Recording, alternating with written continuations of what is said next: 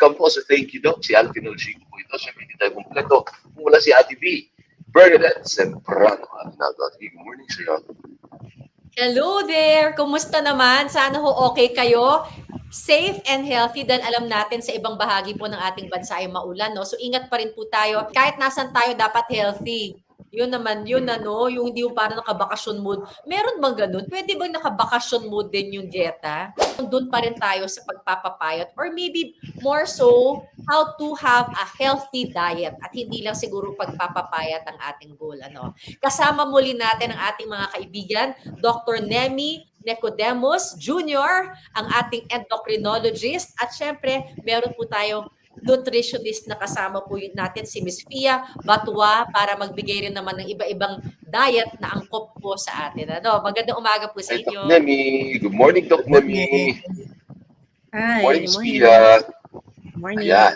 Let's begin with the diet. Ano ba yung mga fad diet at anong implication yan sa ating katawan? Si Dr. Nemi muna, but si Pia promised to give us specifics.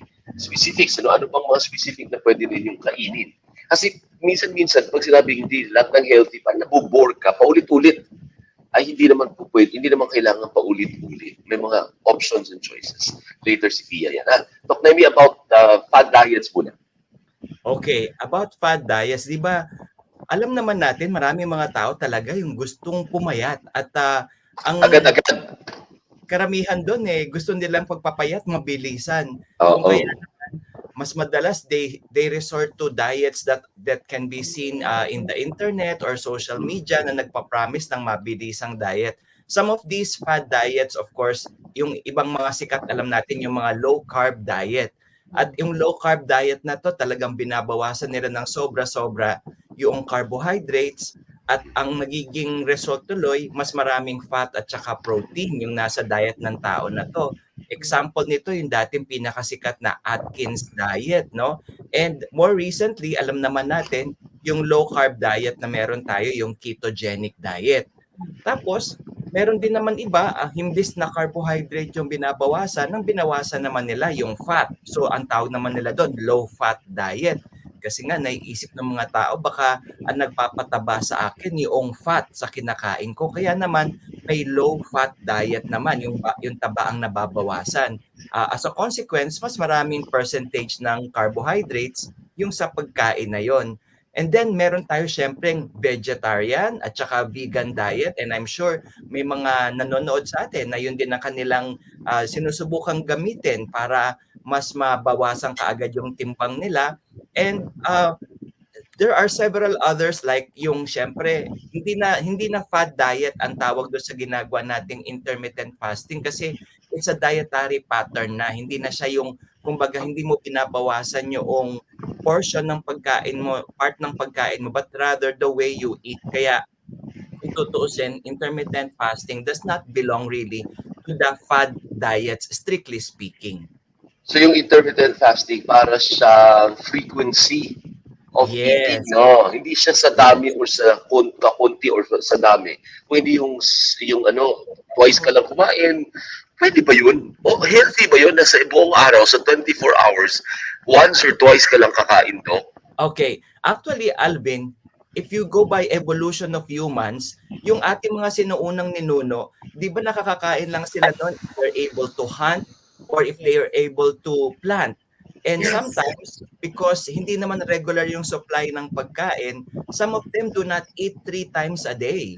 Some of them only once or twice a day. So in reality, Alvin, pag pinag-usapan natin yung frequency of food intake, our early ancestors did not eat as much as we did today. Tayo nga, pwede tayong kumain na 6 times a day ngayon So, once a day, di ba? Food is readily available for you to put in your mouth, di ba?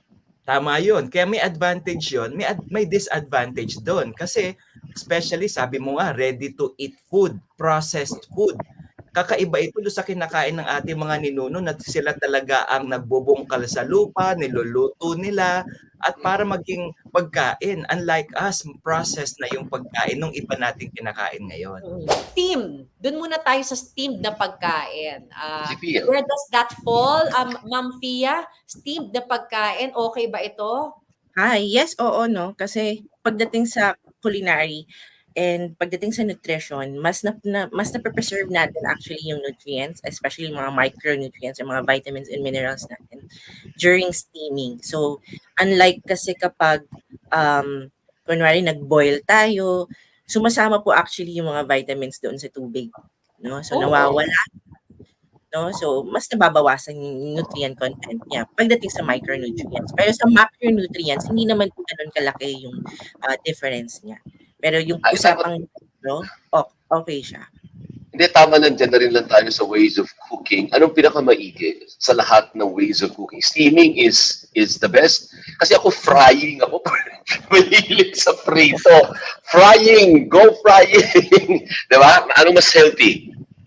Well, ang isa sa mga pinaka-healthy talaga is steaming, no? Kasi nga na-preserve siya and less yung added calories natin na nakukuha from frying, no? So pag nagfa-fry kasi tayo, syempre nasisipsip na ng food, no? May added fat, no? May added calorie na nakakadagdag kapag kunwari, no, we're trying to maintain a good weight, no? Pero kapag hindi natin napapansin, tumataas yung calorie consumption natin through frying. Kaya ang recommendation pag frying talaga, once a day lang.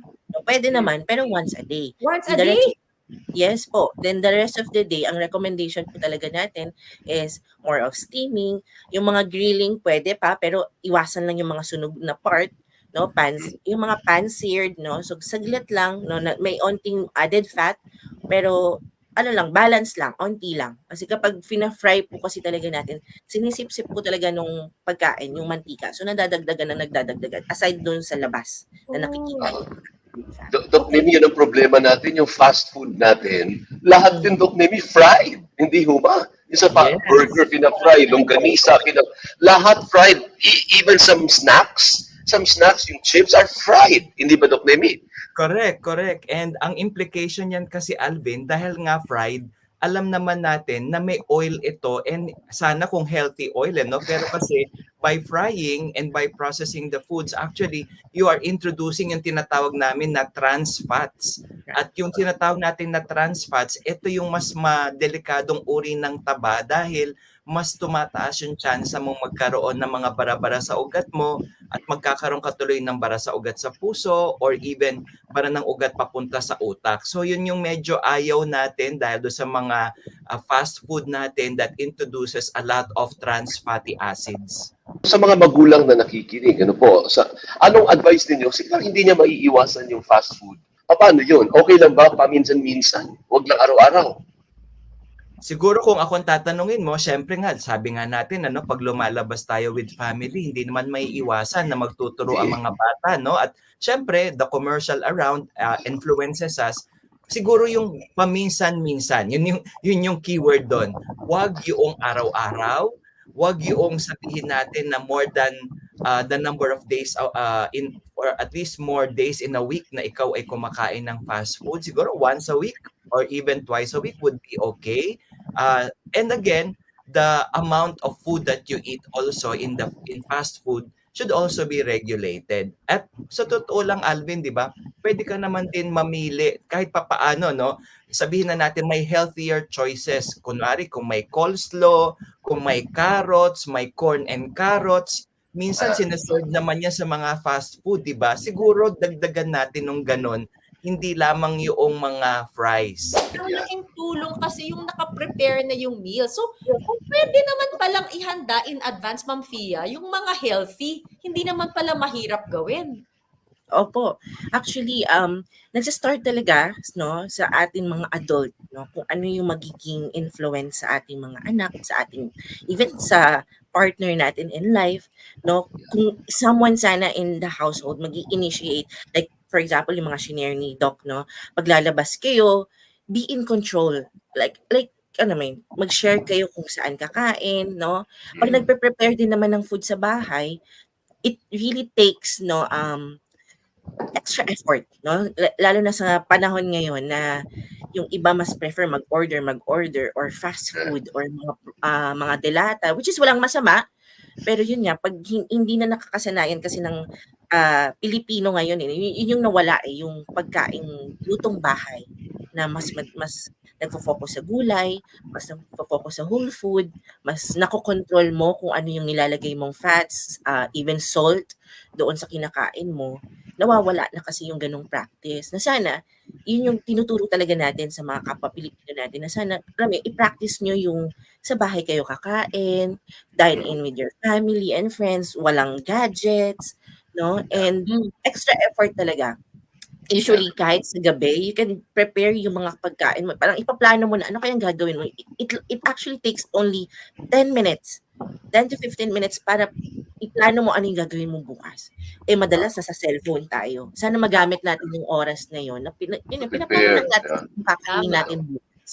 Yung mga typical Filipino na mga pagkain, yung mga prito natin, tosino, kung ano pa man yan, pwede ba silang gawing mas healthy? Okay. So, ginagawa po talaga namin sa kitchen namin, kung makikita niyo, mga common recipe. But yung ginagawa po namin is, like for example, yung aming adobo. Meron kaming regular adobo, pero meron kami yung kapag kunwari yung we have a patient na ang prefer niya is, syempre, low sodium, low fat. Syempre, hindi mamantika yung pagkakaluto ng ating adobo. Hindi na natin aantayin na magmantika siya. Kung magmantika man siya, is syempre, ihihiwalay natin yung portion ng meat na may onting fat, no? Walang masama sa fat, pero syempre in moderation. Tapos yung sauce, hindi na natin siya yung itatakpan natin doon sa kanin. Tapos syempre, papartneran natin ang gulay. Usually, we add French beans or minsan adobong kangkong or steamed vegetable. And sometimes, we also use coconut aminos. No? Ito po yung sikreto namin, no? Ginagamit po namin, coconut aminos is very low in sodium. So, yun yung pinapalit namin kapag meron kaming modified adobo. No? Kapag What is coconut, ano? Sorry, what is coconut animos, did you say? coconut aminos. Aminos, what is that? Galing po siya sa isang coconut. It's a soy sauce substitute po, na very available po sa grocery na ngayon. So, yun nga po, no, pagka mag-usapang mga lutong bahay, adobo man yan, salpikaw man yan, or even fried chicken, no, laging i-partner natin with the vegetable. Kasi ang nagiging problem natin ngayon, hindi natin iniisip yung gulay. Nagiging side vegetable siya. Kahit sa mga restaurant, ang liit lang ng portion. When in fact, pag pinag-uusapan natin po yung recommendation na pinggang Pinoy, kalahati ng plato mo is gulay.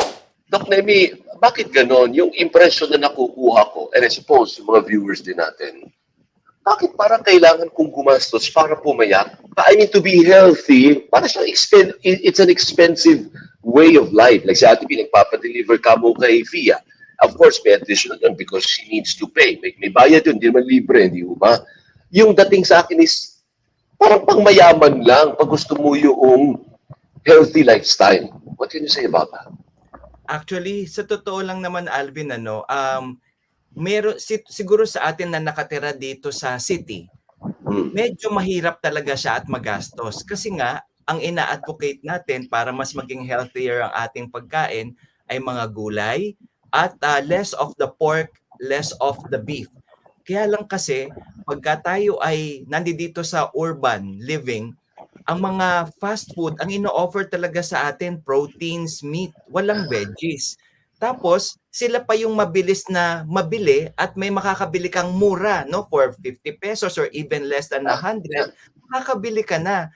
Kaya lang, kapag gusto mo yung gulay, pupunta ka pa sa grocery store at dito nagkakaproblema kasi nga, alam naman natin na yung pag-deliver ng gulay from the province to Manila, talagang may problema din. Kung kaya pag dito tayo sa city, talagang mahirap. Pero mas madaling maging healthy sa mga probinsya. Kasi yung ating mga kababayan sa probinsya, sometimes they even grow their own vegetables in their garden. Kaya madaling makakuha. I'm sure sila Ate P, meron din silang gulay sa Baguio. Kaya mabilis din silang makakuha ng gulay at healthy food. Not necessarily very expensive. Ako hirap magpapayat, 1/4 cup ang rice ko every meal. Hindi ako mahilig sa sweets at mga carbs. Ang hilig ko ay mga steam na gulay at walking exercise ko 30 minutes a day. Pero chubby pa rin ako. Ang timbang ko 68 kilos, ang height ko 5'2". Doc, bakit? O, di ba? Sabi naman natin, di ba, ang pagiging mataba, hindi lang pagkain. Doon sa ating dating usapan, di ba, nabanggit natin, the genes also have a role. In fact, yes, lumalabas ngayon sa mga studies na yung pagkakaroon ng sobrang taba ng bata can be inherited from the genes, from the parents. 40 to 70% pwedeng manggaling doon sa genes. Kaya naman, kapag ka ikaw ay meron ng genes, minsan kahit na you are very cautious about your diet, you easily get weight gain. Pero that doesn't mean you cannot lose weight anymore. Yun nga lang, more effort ang gagawin mo. Pwede bang pamprito ang olive oil o hindi dapat ginagamit yung olive oil na pamprito? Yan, maganda po siya, no? Pero hindi siya ganun budget friendly, pero maganda talaga siya sa heart, no? Okay. Ang ano lang natin dito, hindi po siya pwedeng pamprito kasi nagiging carcinogenic or cancer risk kapag nasusunog na po, no? So hindi niya po kaya yung mga matataas po yung ating temperature. The healthier oils are the olive oil, canola oil. Kasi meron silang rich doon sa tinatawag nating polyunsaturated fatty acids. Ito yung mga type of oils na talagang maganda sa puso at kadalasan nga kung gusto mo yung natural source ng polyunsaturated fatty acids, nakukuha ito do sa mga isda na deep sea, kagaya ng salmon, tuna, mackerel. Yan yung mga natural sources ng polyunsaturated fatty acids. Pero tama din yung nabanggit ni Ma'am Pia kanina na coconut oil, unfortunately, siya yung pinakasikat sa atin. Marami itong tinatawag natin na medium chain fatty acids na saturated. Unfortunately, pag sinabing saturated, ito yung mga matitigas, mabilis magsebo. Kaya ayaw natin yung mga saturated fatty acids. Is bread good for us or is there a healthier kind of bread, Ma'am Fia? Ang magandang klase talaga ng bread is yung low in glycemic, no? No, mataas. May mga fiber content, yung may mga whole fiber, whole seeds na minsan hinahalo or yung mga oats, no, ng mga bread. Pero wala namang problema kung tayo po ay kakain ng white compared sa wheat, whole wheat bread. No, lalo na kung wala naman po tayong diabetes or wala naman tayong metabolic disorder, walang problema. You just need to be mindful lang po, no? Like for example, kailangan po na parang kunwari ang kapalit po nung rice, half cup Kanin. is no? So kung papalitan po natin yung kanin, kailangan po yung bread natin be mindful kasi feeling nila dahil magaan, no? Ay hindi ito rice, hindi ako tataba kasi hindi ito rice. So magbe-bread ako. Pero actually parehas lang po 'yon. So Ano equivalent? Anong measurement o isang pandesal halimbawa equivalent ng kalahating tasa ba 'yon? Sa pandesal po, no, half cup ng kanin, katumbas po niya yung mga maliliit lang po na pandesal, 3 peraso. Pag sa mga slice bread po natin, ang half cup po, mga 2 slices ng white bread. Hindi naman kasalanan ng rice bakit tayo nagigain. It's because of the calorie content, metabolic disorder or metabolic problem, and even yung nabanggit nga ni Doc, no, may genes din na related din sa pag-gain natin ng weight, no. So, hindi lang yon, lahat talaga kailangan balance eh. Kaya we just need to be mindful. So, yung Pinggang Pinoy, ito po ay very publicly available at madami pong, kasi hindi lang siya yung parang yung plato lang, andun din po yung mga guidelines pang Pilipino talaga, and it's available po sa DOST FNRI website. Dok, hindi kaya ito ang dahilan yung parang wala tayong pakundangan, kain lang tayo ng kain, hindi natin hindi mindful eating. Hindi kaya itong dahilan baka kaya dumadami yung Pilipinong may diabetes. Di ba dumadami, Dok? Yes, actually, sa totoo lang, Alvin, yung tinatawag nating mindful eating is a very important concept na unti-unti nang nawawala sa atin. Bakit? Kasi kapag tayo ngayon ay kumakain, di ba dati, sabihin na natin, nung mga tayo lumalaki pa, nung mga 70s, wala, TV lang naman ang kaharap mo. Tapos, di ba kapag kumakain, pinapagalitan tayo ng mga magulang, bawal mag-TV. Kapag kakain, kumain lang. Kaya nakakonsentrate ka sa dami ng kinakain mo at kung anong kinakain mo. Ngayon, kapag kumakain tayo, anong ginagawa natin? We're either in front of the television or we are actually using our gadgets. Yes. So without you knowing it, you have eaten a lot dahil nga hindi ka nakakonsentrate do sa kinakain mo. You're not mindful of what you are eating and how much you are eating. Plus the fact na naging mas sedentary tayo ulit dahil dun sa trabaho. Mas marami na ngayon ang nakaupo sa offices more than the times that they are walking or standing up. Kaya eto mga factors na to, Alvin, really really contributed do sa pagtaas ng ating dami ng mga taong may obesity sa Pilipinas.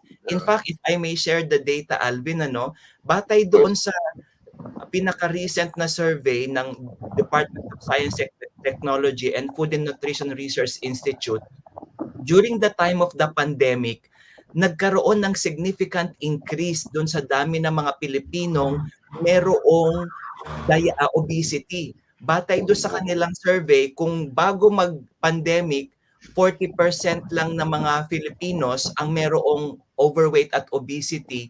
Noong pandemic, naging 44% ito. So nadagdagan ng 4% yung mga Filipinos na nagkaroon ng overweight and obesity during the pandemic, kung saan tayo ay mas naging work from home, nag-order ng mga pagkain sa labas, less yung physical activity. So nagkaroon talaga ng hindi magandang epekto yung pagiging sedentary ng buhay ng mga Pilipino. Anong masasuggest mo? As an example lang, anong healthy breakfast, healthy lunch, and healthy dinner?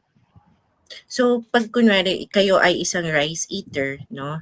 And mas okay kayo na kumakain ng kanin sa umaga, ang okay na partner ng ulam is pwede kayong maglugaw, no? Pwede kayong maglugaw with boiled egg or maybe steamed, no?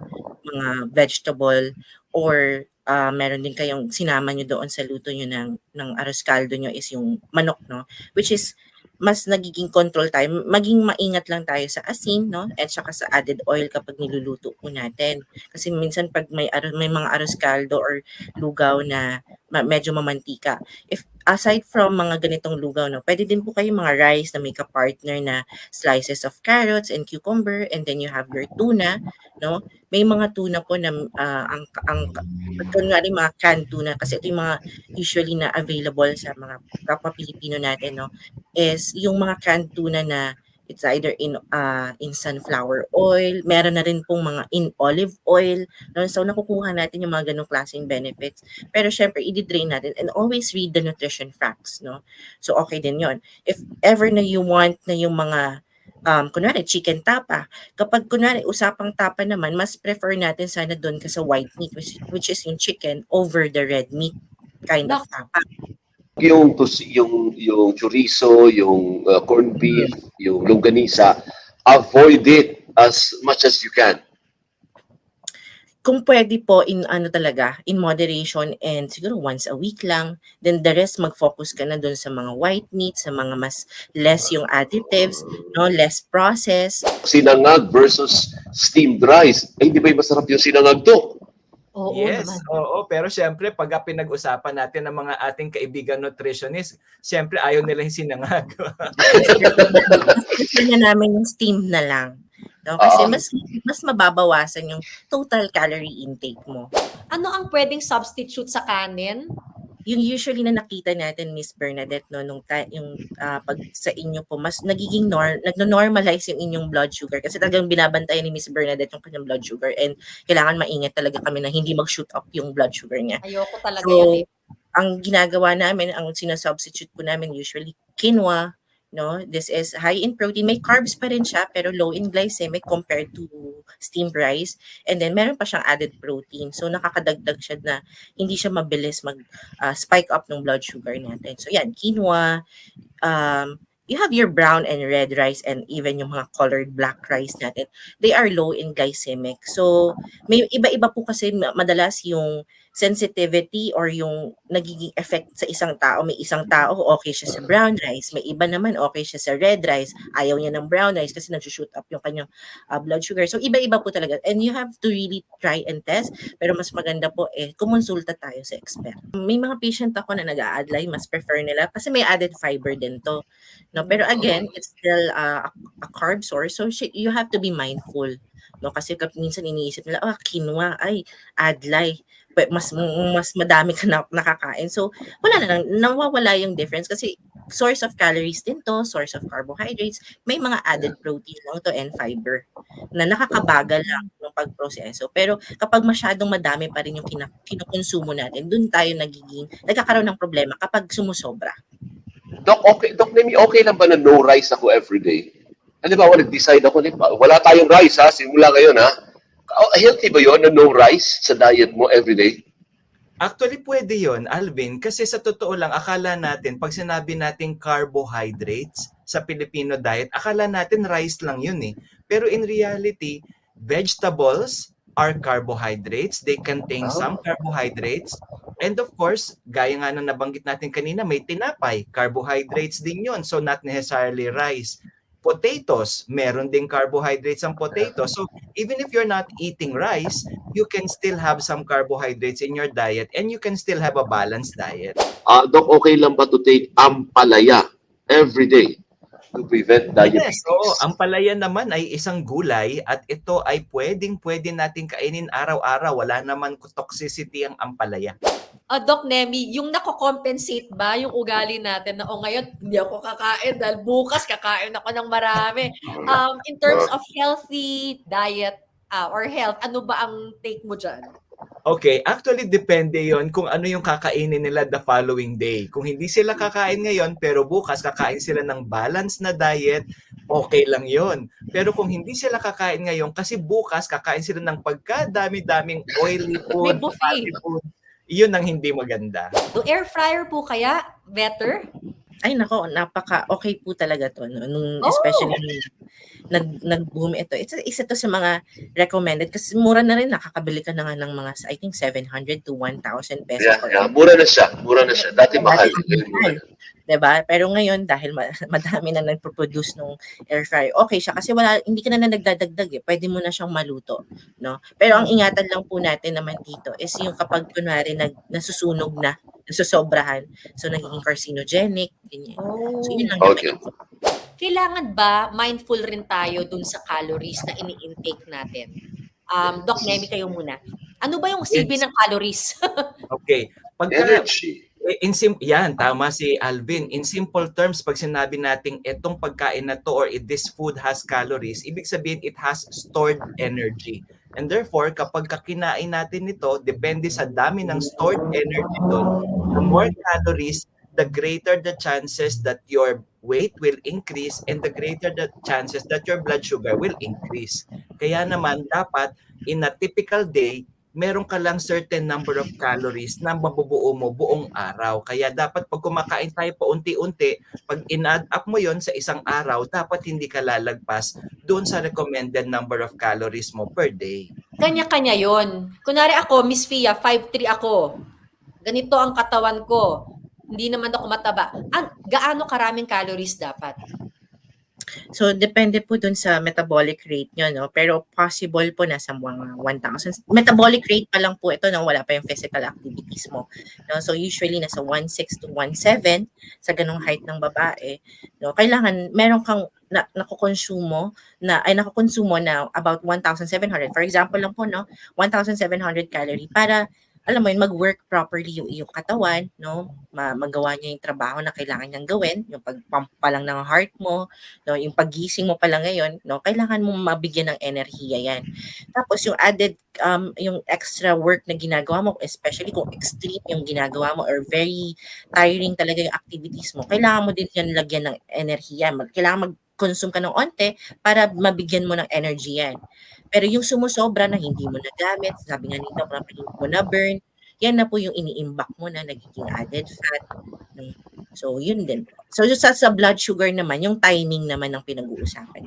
Paano daw ba mag-compute ng calories at maglista? Siguro ito, yung pinaka-basic, may app bang Basic. matatalpo dyan? Well, yes po, no. Ako, I work in a parang mobile application industry also. And madami na naman talaga diyang mga application na makakatulong sa iyo, no, na i-monitor. Pero yung numbers kung saan mo siya kinuha, itanong at ikonsulta nyo muna sa isang dietitian, no? Sa isang dietitian, itanong nyo, ano ba yung recommended calorie, macronutrient intake, even micronutrients.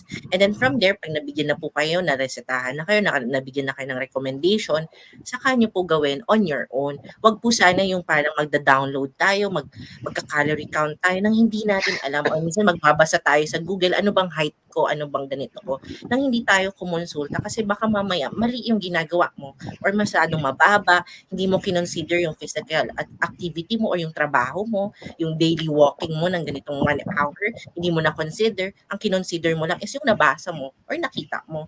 So, Okay. madami kasing factors eh. Fia, ikaw muna, ano ang pinaka gusto mong i-zero in na mensahe sa ating mga viewers? Ay kasi magtatapos na tayo. And where can they get in touch with you kung gusto nila na mahaba ang usapan? Go ahead, Fia. Well, they can find me on Facebook. My name is Fia Batuang Mambuhay, no? Ang pinaka-tip ko lang talaga, kung kayo ay rice eater, you can actually eat rice, no? Iba-iba to. May mga high fiber rice naman. You can actually eat rice, but be mindful and kailangan 1/4 lang ng plato mo and practice pinggang Pinoy. No, yan lang talaga, pinggang Pinoy. Search it on DOSCFNRI at even on Google, makikita mo ang pinggang Pinoy. Kalahati ng plato mo is gulay and sana yan yung gusto ko ang pinaka-star. Every time mag-iisip ka ng kakainin, ano kayang gulay ang kakainin ko? Then saka mo i-partner with an animal or protein source and then your rice grain or carbohydrate source. Doc Nem, ikaw naman. Yes, ako siguro i-reinforce natin mindful eating. Ibig sabihin, habang tayo kumakain, iniisip natin, gaano karami na ba kinakain ko? Ano ba tong kinakain ko? And I must always be mindful na dapat ito with lifestyle as well. Hindi lang ito pansamantala. Ang pagiging healthy ay pangmatagalan at bahagi ng ating buhay. Dr. Nemi, maraming salamat po. And of course, si Fia. Fia, thank you. Maraming salamat. Thank you. Si Alvin El Chico po ito. Please like, share, and subscribe to our channel para marami po tayong matulungan. Ano? Para healthy po tayo, happy pa tayo. Ako po yung Ate B. Bernadette Zambrano Aguinaldo. Until next week, dito lamang sa... Thank you, Doc. Bye-bye. Thank you.